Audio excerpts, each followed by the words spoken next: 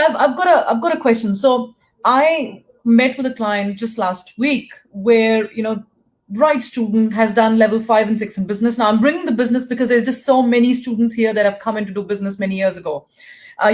Did level 5 and 6 in business, has been here, series of work visas, essential skills, and he is now looking at where do I go from here on? And I think the first conversation that we had was that if you are going to study, what are you going to study? So my question to you is, if somebody like this wants to actually do a bachelor's of business because they've done 2 years already, and maybe, eventually choose finance or whatever as their major, first question for you is that possible? Second question is, are cross credits available for what this person has studied previously in New Zealand? Third question, how does the process work?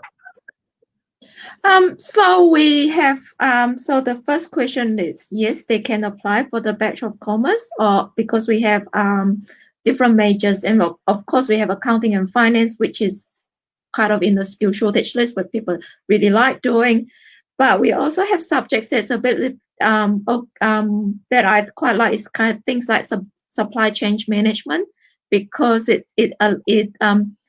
has that logistics supply chain management focus, and that allows students to actually, it's a strong industry. You think about COVID, right? Without that good solid supply chain system, we don't have food to eat, for example. So there are some majors that they can really be smart about it and choose the right major. And we do have one program that's called Bachelor of Agribusiness and Food Marketing, which is a combination of supply chain management, food science, and marketing and agribusiness. And that is about that whole process from bringing your produce from the farms to your consumer table. It's different, and that also allows students to create in that agriculture value chain space. So that's my question. We got 2 minutes for further questions. So that's all right. We will ask before we finish it off, because I do have a couple of questions on that, Annie. Yeah. So I'll let you go first. Yeah. So cross credits is important that students provide their full content of their transcripts and will assess case by case. If it is national level 5 and level 6, it is a bit harder for us to assess because it's unit standard based. They may have enough to get direct entry into bachelor degree. We may not be able to give cross credits for that reason.